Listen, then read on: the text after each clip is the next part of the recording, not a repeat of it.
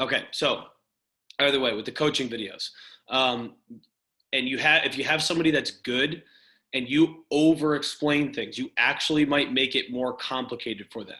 So basically what I do when I have somebody who, from a general movement standpoint, right? So when I watch them body weight squat and they can boom, boom, like hips, knees flexing at the same time, they have good hip and calf mobility. You don't see any like curve in their hips tilting, their spine's like pretty neutral, and they're like overall pretty good at it. You don't want to over explain things. So at that point, you want to just essentially check your boxes on your like where you create tension, and you kind of go from there. Now, one thing we also have to consider, just because you're good at the movement without any weight doesn't mean that you're going to be good with the weight. Okay. So we didn't go into that because, like, again, we're online and I just wanted to see how you like generally coach somebody. So if you are going through that, like, you have to, at least when you first work with somebody, you got to check to see, okay, can you, even from the most basic level with no load, can you do this? Right? So you see somebody do that and you're like, okay, you can go through this movement relatively correctly. We just need to check our boxes on the strategy aspects of like how to create tension in your body, because that's what a lot of people don't know. So they might look really good when they're not having weight.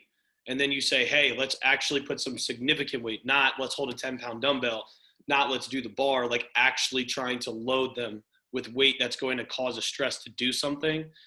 That's when you might see a breakdown. And it might not be because they're necessarily bad at the pattern. It's because they don't know how to create tension in their body to handle where the load is. Does that make sense what I'm saying? Yes? Yes? You can say no. This would be a great time for someone to say no if that doesn't make sense. Okay? So once you get to the point where you're with somebody who's good, basically at the movement, you have to load them then to see, okay, like where do you break down, right? So you actually have to start adding weight onto somebody's movement to actually see where they break down, because everybody will have a weakness and everybody will have a spot where things don't go well, right? But that's like you don't push them to the point of injury. That's not what I'm saying. I'm saying you put 405 pounds on someone's back the first time they squat. I'm saying that those things that you're looking for in your head, you start by doing it with no weight to see if the person can generally do it. And if they can, okay, now we got to make a small jump. We got to see, because then those things that you were looking for without weight, when you start putting on the weight, then you're going to see something happen, right? You're going to see trunk falling forward. You're going to see knees caving in. You're going to see back tilting up and chest coming up and back bending. Like, you're going to see those same things, but you have to be you have to have somebody on a spot where they can at least do it without anything. Because if somebody can't do it by themselves, there's no way you adding weight is going to make them do it even better. Does that make sense? Right? So when you're going through that process, right, how you guys kind of like assess the person and they were doing it good, your next step is to start adding weight to that to see where they break down. That does not mean you one rep max them. Right? It doesn't, like, when people are saying test, they're like, oh, we got to test your max. You're really testing where you break down at a safe spot. So for example, what I like to do is I say, okay, we're going to make really small jumps here. And you as a coach are going to be able to kind of gauge, okay, like, can this person go up to a 50-pound dumbbell on a goblet? Can they go to 100? Like, you know what I'm saying? Like, can this person go right to 135 on a front squat? Like, you're going to have to, like, you can gauge that. But at the end of the day, it's like, I got to see where you break down. So I'm going to say, okay, let's do this for what I like to call a soft 5, right? So when I say that, it's like, we're going to see what you can do for 5 reps where we don't have any major issues. And that means that it shouldn't be super hard. You shouldn't be straining super hard. The person should have an opportunity to try to feel where they need to have their correct tension technique as they're going through it. And you might get a little breakdown, but not a lot. Does that make sense? Yes? Okay, so when you're like real worlding it out there, like, you're not just going to have to see if someone can do the movement, right? That's not your end game. Your end game's like, okay, we need to strength train, which means we need to put load on the body. We need to stress the body to induce something that we want to happen. Box number one is, can you do the movement right? Oh, you can. So step two is, now we need to figure out what load you can actually handle safely so we can start building strength. Does that make sense? Yes? Okay. So like real world situation, like that's where you go. The only thing, and I kind of should have said this first, but when you're going through, before you start loading the weight, is what I'm saying is you need to at least like check your boxes and say to the person, hey, like that's really good. But just so you know, when you get the weight on you, it's really important that you root your feet. It's really important that you have that neutral spine and that tight trunk. It's really important that your scaps are back and down. Like you still say those things, right? But you don't over explain it to somebody. Okay. And that's dependent on who's in front of you. So some people, like all you might have to say is, hey, it seems like you don't have a lot of tension in your legs. Like just grab your feet a little tighter on the ground and squeeze your upper back and you're fine. And then boom, boom. But if I like go into this rant on like, ooh, like you need to really make sure that your trunk is here so that your spine's not hyper, like most people don't care, right? You need to say what you need to say to the person. And that's, again, dependent on who's in front of you. Does that make sense? Yes. The best way that you get practice doing that is by doing that with people. Okay. So right now I'm going to suggest that you go and do stuff, right? Like go actually try to like write up a strength plan and say to a person, hey, I want you to do this. And then you need to see, okay, oh, well, where you have to work up to see what you can actually do, right? Can you do it right? Can you not do it right? Et cetera. That's the only way you actually get better at this. Okay. Now, some of you had people who were not very good at the movement. So like in general, they sucked, right? Like couldn't get down all the way, knees caving in, chest coming forward, right? So you had some serious major flaws with how they were squatting, right? At that point, what do we do, right? Real world situation, okay? For the video, I wanted you to explain each of the progressions, right? So if somebody sucked at goblet squat, should you progress them to front and back squat? No. You need to make sure they can even get through the pattern correctly, right? Regardless of where tension is. If like someone can't even do it by themselves, okay, we got some problems here. How do we solve it, right? You solve it by staying there and doing a shit ton of reps, okay? So one thing that happens, and for most of you, you might be dealing with people who are already past puberty. Essentially, it's like once you get past puberty, you kind of are who you are as a mover unless you consistently grind change, right? And that takes repetition to actually get somebody to change the way they move, right? So when you're dealing with like a preteen, you can easily get them to change how they move. Like that's fine. Most kids, they're growing, their bodies are all weird, whatever, right? But for your general person, it takes time and reps at a safe load. So you need to find the weight, a very light weight or something that will induce some change, but you also have to like seriously address the issues at hand. And that's deciding which issue is most important. So for a lot of you, for the people that had those who like couldn't squat, one thing that's super easy, it's like a super easy way to make someone understand how to navigate through the full range of motion in a squat.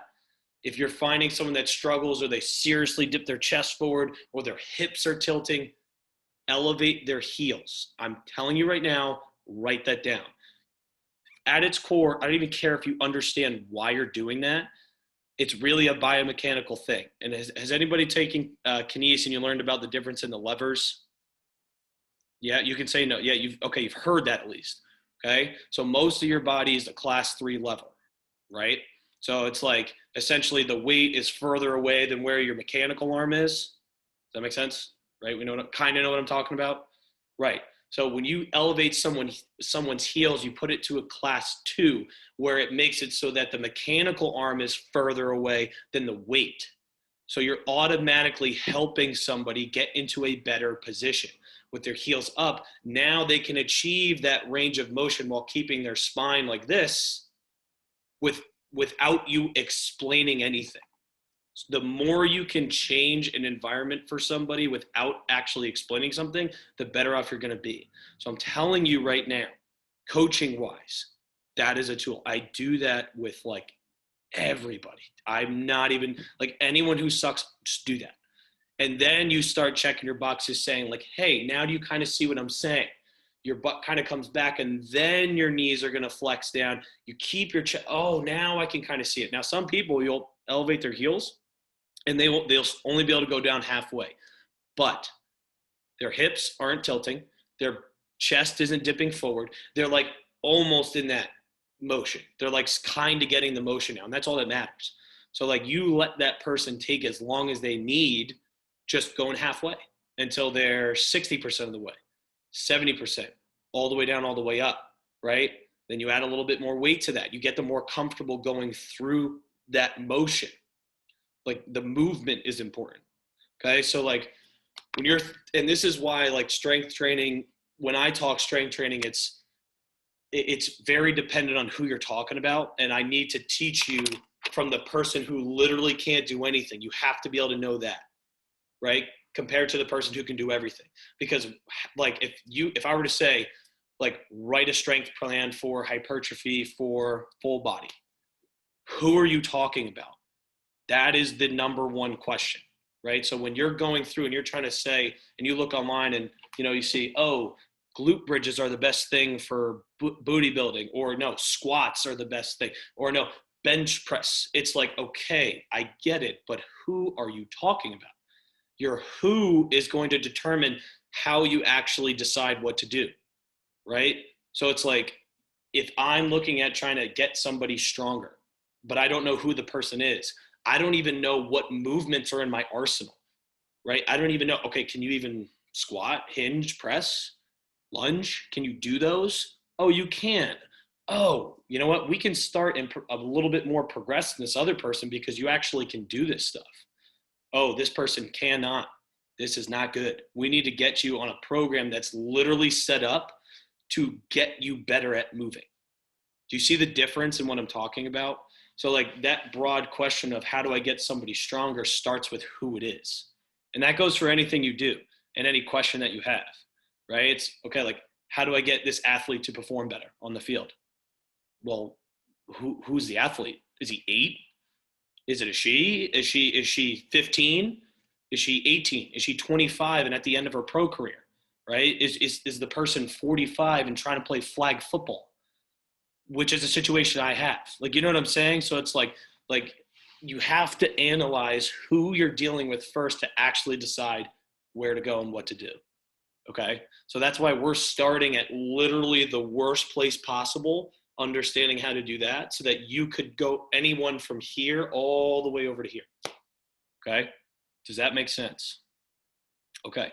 So that's like the real world kind of stuff that's like the real world kind of stuff that like you have to understand in order to actually do anything with people, right? Because just like, and just because you understand the cues and just because you understand the different things that I'm teaching, like you still have to say the right thing to the right person, right? So at the beginning with someone, you'll always check your boxes and say, root your feet, scaps back, neutral spine, sit back and down. You'll say those things.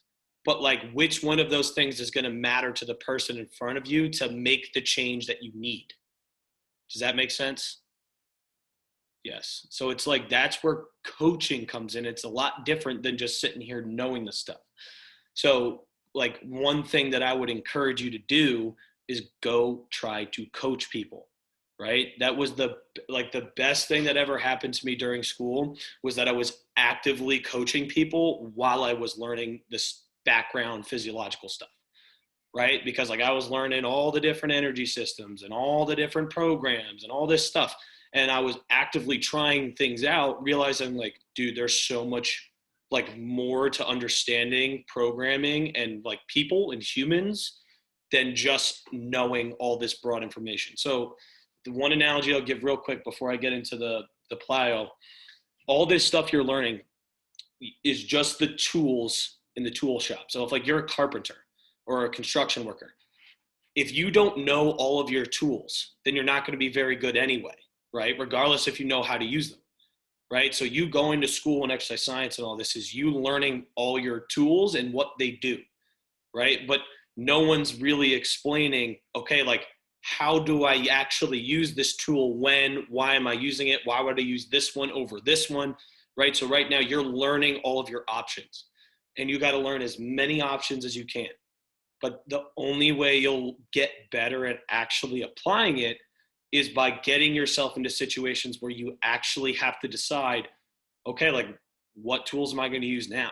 Why did I pick this tool? Because someone's going to come up and say, why'd you do that?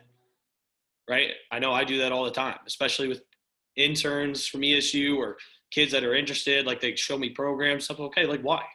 You could be right, you could be wrong at the same time, but like, why did you pick that? Right? And if you can't give me a solid answer, well, then what are we really doing here? Right? Like, you need to be able to think these things through. Okay. Does that make sense on this end? Okay. So the reason that like the class was set up like that is so we could get to this point where, yes, now I've seen you coach a little bit. I know you can tell me all the different cues, but it's like, you got to go out and practice it, right? You have to, right? Because you're not going to get better at it by just doing this class for 7 weeks, coaching one video, and then being good. Like, that's not how it works. That's not how it works for anything, right? Whether you're going clinical, PT, this, that, the other, like, you've got to actively do this stuff. Okay. So real quick, did you guys watch the plyometric lecture yet? Or is that this week? You did watch it. So I went over like the stretch shortening cycle and the difference between the mechanical and the neurological, right? We did that. Okay. Does anyone have any questions on that? Like SEC, muscle spindle, right? Like the eccentric, amortization, concentric phase. We all clearly understand. Okay. For the sake, I do this every semester, but for the sake of it, I'm just going to explain it again because I want you to hear me explain it again, and I want you to ask a question if you have it. So you have your players, right? So at its core, we really have, I guess, we have a couple of them, but the big ones, you have your SEC, your series elastic component. So that's essentially like what your muscle and tendon is combined, okay? You have the agonist muscle, so whatever muscle is contracting. And then you have your muscle spindle, okay? And then also you have your central nervous system. So those are really our players here. So when we're talking about a stretch shortening cycle action, a plyometric action, it's basically a way that your body can add on the output of force compared to what your muscle can just do by itself, right? So if we're looking at anything related to like team sports, like sprinting, jumping, cutting, right? All of those have like some aspect of muscular force involved, but at the same time, those muscular actions are enhanced by what the stretch shortening cycle does. So the best example is pretend you're going to do a vertical jump. Okay. You're going to jump up as high as you can. Are you going to do better if you just go down, go up and jump? Or if I tell you got to go down, pause for 5 seconds and then go up? Obviously the first one, right? Like your body and the SEC on top of what the muscle spindles and the central nervous system do, it's like rubber bands, right? So this elasticity part of what you have allows you to essentially use stretch to help you. So if we think about like our calf, our gastroc and our Achilles, right? So the gastroc's the muscle of the calf, also the soleus is under it, but you have your gastroc and your Achilles tendon, right? So if I'm going to go jump up and boom, go up for a rebound, right?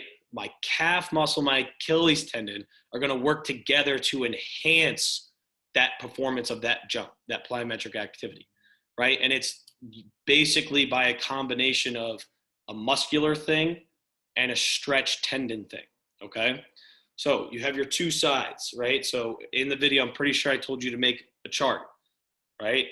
Like you had 3 columns, the eccentric amortization and concentric over here. You had your SEC mechanical, and then you had your muscle spindle, right? Yes or no? Did you guys do that? Yes. Okay. So you have those 3 aspects, right? When we're going through this, right, through your eccentric amortization and concentric phases, the SEC and the muscle spindle, what's happening at those things are matched together. but they're just doing different things. So we're going to go through what the SEC is doing, right? So the SEC, when you go through that eccentric phase, it's a stretch of the agonist muscle. Okay. So for example, if I'm like talking about my calf, my gastroc, and I'm hitting the ground, right? At that point, like my calf is stretching because my heel's dropping towards the ground, my knee's staying where it is. So that agonist muscle, so the one that we're looking for in the contraction and the concentric, is stretching, right? What happens when that's stretched? On the other side, we get a storage of energy. Okay, so that when that agonist muscle SEC complex with the tendon is stretched, that's the rubber band, right? So if I hold a rubber band, I go like this. At this point, if I let go, snap back together. But when I get to here, it's just holding on to that energy. Does that make sense? Right? We're good. At the same time, while the SEC is storing that energy, your muscle spindle, which is aligned with the muscle fibers, it senses the rate and the magnitude of that stretch that just happened.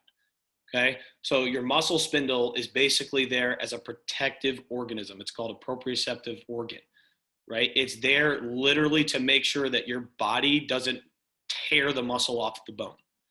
Okay, so what it does is it says, wow, whoa, we're stretching way too fast at a way too high of a rate. So it's a huge stretch way fast. So as it's sensing, like basically like, oh snap, this is stretching way too fast. What's happening is the muscle spindle is now in the amortization phase. So once it gets to the point where the eccentric stretch is done, it's sending a signal. The muscle spindle sends a afferent signal to the CNS. And what it's telling the CNS is, hey, pal, we're stretching way too fast here. If we don't contract that muscle, it's going to tear. Okay? So the CNS in that amortization phase, which is basically your pause, it's sending, the muscle spindle sends the signal saying we're going way too fast and too strong here. The CNS then sends a signal back to the calf, in this example, the gastroc, saying, dude, shorten, contract. Okay? Does that make sense? So amortization phase, on the SEC side, it's stretched, it's just hanging out, right? It's just waiting, like, should I contract? What should I do, right? Muscle spindle, sending afferent signal to the CNS.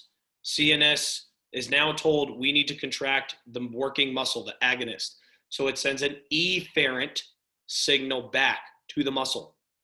When that signal gets to the muscle, you're now in the concentric, because what's happening is that muscle, the calf, is now going to contract, adding force to the SEC, which is coming back. So those two things combined add extra to what you're actually able to output. Does that make sense? Input any muscle you want and any muscle tendon complex at any point that you want for that. Okay? Does that make sense and help?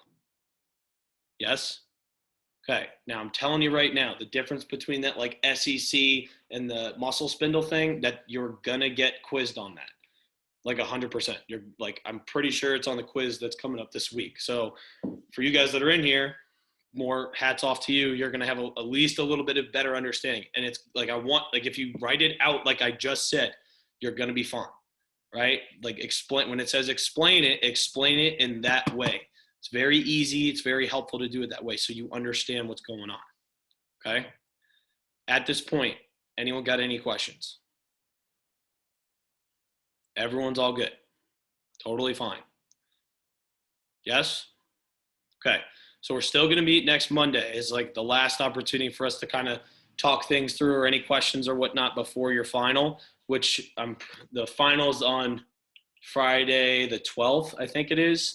You got a quiz this Friday, March 5th. That's the second one. So we're going to go quiz there, and then we're going, final next week. I'll also go over like your journal, your checkoff sheet, and your practical that you're going to have to do for that to make sure it's all turned in and ready to go. Is everyone all good? Yes? Okay. All right. Good job today, and I will see you next Monday. Good stuff.